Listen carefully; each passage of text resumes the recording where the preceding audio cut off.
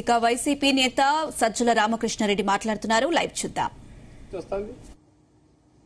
Government బిల్డింగ్లు ఎక్కడన్నా ఇంత గ్లాస్ బిల్డింగులు అవి కడతారా? ప్రాక్టికల్ యూజబుల్ గా వర్క్కు తగినట్టు కట్టుకుంటారా? వాటికి డిఫరెంట్ షేపులు అదేది తిరుగుతా పోతాయంట. కాలం ఒకటి దాంట్లో బోట్లు తిరగచ్చు. సెక్రటేరియట్ మధ్య 52 అంతస్తులో పోతే 50వ అంతస్తులో ఎవరు కూర్చోబెడతావు? మనకున్న పవర్ ఫ్లక్చుయేషన్స్ పవర్ ఇదేదన్నా అయితే ఏమవుతుంది? ఓ ప్రైవేట్ వాడైతే తన వైబిలిటీ తను ప్లాన్ చేసుకుంటాడు. వాళ్ళు కూడా పబ్లిక్ ఇన్వాల్వ్ అయిన వాటికి అట్రాక్ట్ చేయాలని పెడతారు తప్ప ఊరికే డబ్బులు ఉన్నాయి కదా అని ఎవరు కట్టరు. కానీ చంద్రబాబు నాయుడు కడుతున్నాడు. ఎందుకంటే దాంట్లో తనకు కావాల్సింది దోచుకోవడానికి అవకాశం ఉంది. అది ఒక పెద్ద భ్రమ క్రియేట్ చేయగలిగిన మెకానిజం ఆయనకుంది ఆ ప్రచారంలో. విజయవాడ ఎయిర్పోర్టు పూర్తి అయింది. ఎందుకు దాన్ని ఇంతవరకు ఇనాగ్రేట్ చేయలే? ఎందుకంటే ఇక్కడ భ్రమ క్రియేట్ చేయాలనుకున్నాడు. ఆ రకంగా విజయవాడను ముంచుతున్నాడు. ఈ పక్క ఉన్నది రెడీగా ఉన్నదాన్ని ఇంటర్నేషనల్ ఎయిర్పోర్టు బిల్డింగ్ బ్రహ్మాండంగా తయారైంది. ఎందుకు ఇనాగ్రేట్ చేయలే? ఏం చేయట్లే. అసలు మోసం చేస్తున్నది ఎవరు? విజయవాడ, గుంటూరు వీటి పరిస్థితి ఏంది? మచిలీపట్నం పోర్టు నువ్వుగా లాస్ట్ జగన్మోహన్ రెడ్డి గారి హయాంలో మొదలై 30-40% పూర్తి. రామాయపట్నం 95 అయిపోయింది, 30-40% అయింది. ఇవాళ పూర్తి చేసిండొచ్చు. ఆపరేషన్స్ మొదలైతే రియల్ ఎకనామిక్ యాక్టివిటీ, కనెక్టివిటీ పెరిగి ఉంది. ఎలాగూ హైవేస్ ఉన్నాయి, కనెక్టివిటీ ఉంది. ఎందుకు చేయట్లా? అది వదిలేసి దీని మీద మొత్తం డైవర్ట్ చేసి పెడుతున్నాడు. పైగా వాటిని ఏం చేస్తున్నాడు? ప్రైవేటైజ్ చేస్తున్నాడు. వాటన్నిటినీ ఎవరైనా ఇలాంటి ప్రాజెక్ట్స్ అన్ని ప్రైవేట్ చేస్తారు. అంటే అద్భుతమైన బిల్డింగ్లో న్యూయార్క్ పోయిన, మాన్హాటన్ పోయినా, ఇంకో దగ్గరికి పోయినా, డౌన్ టౌన్ అంటే ఏముంటాయంటే ప్రైవేట్ బిల్డింగ్ ఉంటాయి. గవర్నమెంట్ నార్మల్ దీంట్లో చిన్నదా అట్లా ఉంటుంది. ఇక్కడ రివర్స్, బరువు అంతా గవర్నమెంట్ అంటే ఎవరు? జనం. ప్రైవేట్ వాళ్ళకి ఏదంటే ఆదాయం వచ్చేది. మెడికల్ కాలేజీలు, హాస్పిటల్ వాటిలో దోచుకోవచ్చు. ఇదేది మన పోర్ట్లు వాటిని దోచుకోవచ్చు. జగన్మోహన్ రెడ్డి గారు తాను గవర్నమెంట్ తరఫున లోన్ తెచ్చి ఆయన పూర్తి చేసి రెవెన్యూ మొదలు కావడానికి దగ్గరలో ఉన్న దాన్ని నువ్వు ప్రైవేటైజ్ చేస్తావు. సో ఆదాయం వచ్చేవన్నీ ప్రైవేట్కి ఇవ్వు, రాష్ట్రాన్ని ముంచేవన్నీ బరువు గవర్నమెంట్ మీద వేయి. దాంట్లో నీకు కూడా కావాల్సినంత ఉంటుంది. ఇదే ఆయన ఫాలో అవుతున్న సూత్రం చంద్రబాబు నాయుడు గారు. దాన్ని జగన్మోహన్ రెడ్డి గారు క్వశ్చన్ చేశారు. దాన్ని జగన్మోహన్ రెడ్డి గారు క్వశ్చన్ చేయడమే కాదు, నెక్స్ట్ జరగబోయేది కూడా చెప్పారు. ఎందుకు చెప్పారనేది కూడా నేను ఇంతకుముందు ఎక్స్ప్లెయిన్ చేసిన దాంట్లో అడ్డుకట్ట వేయాలి అనే ఉద్దేశంతోనే దాన్ని చెప్పారు స్పష్టంగా. సార్, ఇప్పుడు రాజధాని ప్రాంతంలో ఉన్న బాధిత రైతుల తరఫున న్యాయ పోరాటం చేస్తామని మీ పార్టీ ఒక కమిటీ వేసింది. కానీ మీ లీడర్స్ వెళ్తే దాడి చేసినటువంటి పరిస్థితులు చూసాం. ఇలాంటి సందర్భంలో మీ పార్టీ నెక్స్ట్ స్టెప్ ఎలా ఉండబోతుంది? వారి తరఫున ఏ విధంగా పోరాటం చేయబోతున్నారు? ఇప్పుడు అక్కడ రైతులు ఎవరైతే ఉన్నారో మొన్న ఇన్వైట్ చేసింది లేదా అంతకుముందు జగన్ గారిని కలిసింది, దానికి ఒక ముద్ర వాళ్ళు వైఎస్ఆర్సీపీ కార్యకర్తలు. నాకు అర్థం కావట్లేదు, వైఎస్ఆర్సీపీ కార్యకర్తలు అంటే వైఎస్ఆర్సీపీ అదేమన్నా ఎక్కడో బయట సంబంధం లేనిదా, లేక అన్ని సెక్షన్స్ దాంట్లో ఉండవా? రైతులు రాజధాని ప్రాంతంలో ఏ రైతులైతే మా ల్యాండ్ ఇవ్వమన్నారో వాళ్ళ ల్యాండ్ హోల్డింగ్ ఉన్నవాళ్ళు, వాళ్ళు రైతులు, వాళ్ళు వైఎస్ఆర్సీపీ సింపథైజర్స్ కావచ్చు. అటువైపు ఉండేవాళ్ళు ఎవరు? మరి టీడీపీ వాళ్ళు కాదా? పోయిండేది ఎవరు? వాళ్ళు పిలిస్తే పోయినారు. అన్ఇన్వైటెడ్ గానో ఇంకో దగ్గరకు పోలా. నీ కల్చర్ ఇట్లుంది. అసలు ఫస్ట్ థింగ్, ప్రజాస్వామ్యంలో ఎవడి వాయిస్ వాడు వినిపించే హక్కు ఉండాలి అనే దాన్ని నమ్మేవాడైతే చంద్రబాబు నాయుడు ఇట్లాంటి వాటిని ఎంకరేజ్ చేయడు.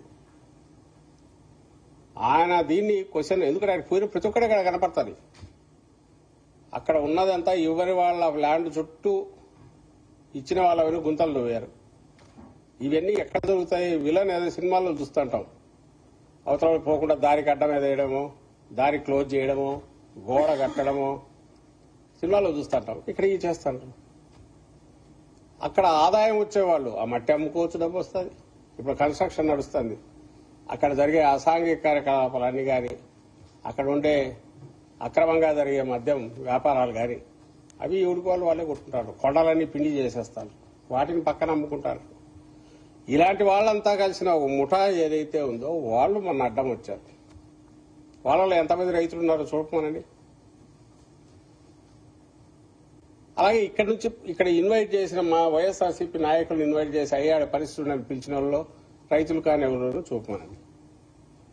దానికి వచ్చి అడ్డం కొట్టి బెదరగొట్టి అసలు అమరావతి అనగానే అది ఒకటి ఏదో దాని గురించి ప్రస్తావించడమే పాపం అన్నట్టు ఒక ఇది క్రియేట్ చేసే ప్రయత్నాలు ఏది చేస్తున్నారో వాటిని ఎదుర్కోవడంలో లీగల్ గా ఉంటుంది. ప్రజల్లో చైతన్యం తీసుకొచ్చే ఎఫర్ట్ పెడతాం.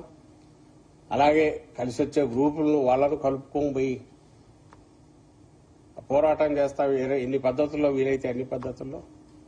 ఎందుకంటే to save Andhra Pradesh and to save hour బ్రహ్మాండమైన అవకాశాలు, ప్రాస్పరిటీకి అవకాశాలు ఉన్న ఈ స్టేట్ను కాపాడడం, ప్రజలను కాపాడడం, ఆ బాధ్యత జగన్మోహన్ రెడ్డి గారు కానీ వైఎస్ఆర్సీపీ గారి ముందు నుంచి దాంట్లో ముందు ఉంటున్నాం, ఇప్పుడు ఉంటాం.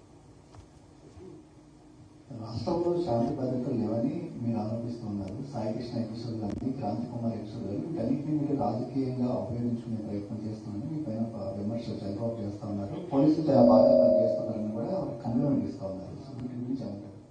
రాజకీయం అంటే ప్రజలకు సంబంధం లేని ఏదైనా మేము చేస్తా అంటే అది తప్పు. అది చేసేది వాళ్ళు. అధికారంలో రావడానికి ఇది ఇప్పుడు నేను చూపించినట్టు రాత్రి నాలుక మడత పడుతుంది, ఇటు తిరుగుతుంది, అటు తిరుగుతుంది, తెల్లారేసరికి ఒకటి ఉంటుంది, రాత్రికి ఒకటి అవుతుంది, మళ్ళీ రేపొద్దున కూడా ఇంకోటి కావచ్చు, తెలియదు, అవుతుంది అంటున్నారు. మళ్ళీ వాళ్ళ బేరాలు కుదరకపోయినా ఇంకోటి కాకపోయినా ఏదైనా జరగచ్చేమో తెలియదు. ప్రజలకు సంబంధం లేకుండా ఎలాంటి ఇష్యూ అయినా జగన్మోహన్ రెడ్డి గారు కానీ వైఎస్ఆర్సీపీ కానీ ఇంతవరకు తీసుకున్నారా? ఒక్కటి చూపించండి. యాక్చువల్ మేము చేస్తున్న దాన్ని రాజకీయంగా మీకు నష్టం కదా అని అడిగేవాళ్ళు ఉన్నారు.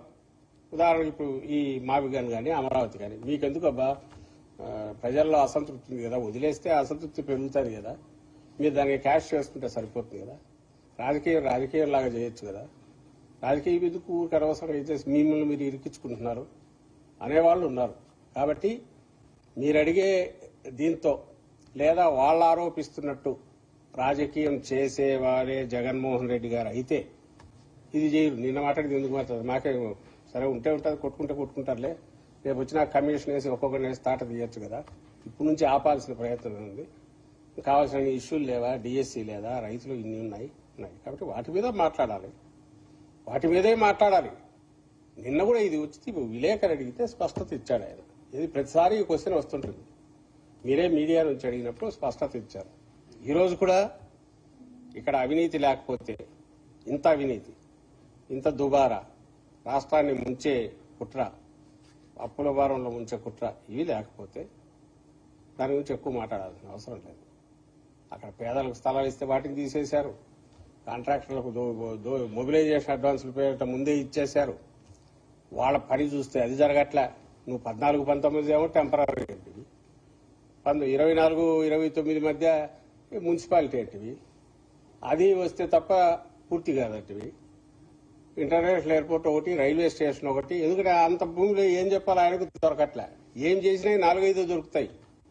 కాబట్టి ఆల్రెడీ స్పోర్ట్స్ సిటీ అనేది ఇంకో స్పోర్ట్స్ సిటీ కావాలంట.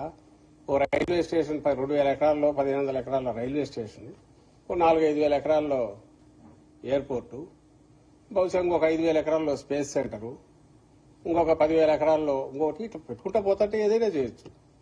రింగ్ రోడ్డు ప్రాక్టికల్ గా ఉండాలా. దాన్ని ఎట్లంటే 300 కిలోమీటర్లు రింగ్ రోడ్డు తిప్పినామనుకో, దాంట్లో కూడా వచ్చేది వస్తుంది, చూసుకోవచ్చు. ఇక్కడ ఏమో 3 రోడ్లు 4 రోడ్లు సీడ్ యాక్సిస్ రోడ్లు, ఇంకేదో రోడ్లు పెట్టారు ఒకటి. ఎక్కడికి పోతాయి? 6 లేన్ల 6 లేన్ రోడ్లు. ఎప్పుడు హైవేలు కానీ అంత పెద్ద మెయిన్ వైడ్ రోడ్లు ఏమన్నా 2 పాయింట్స్ ఏమన్నా కలపాలా, మేజర్ పాయింట్స్. ఎక్కడ కలుపుతారు? ఒక పక్క తెచ్చేమో ఈ ఆల్రెడీ చోక్ అయిన దీంట్లో దించుతారట, ఇంకోటేమో ఆ వైపు ఎటుపోతుందో తెలియదు. అటువైపు కనెక్టింగ్ ఏది లేదు. దాని మీద 1,000 కోట్లు 2,000 కోట్లు 1,000 కోట్లే పెడతారు.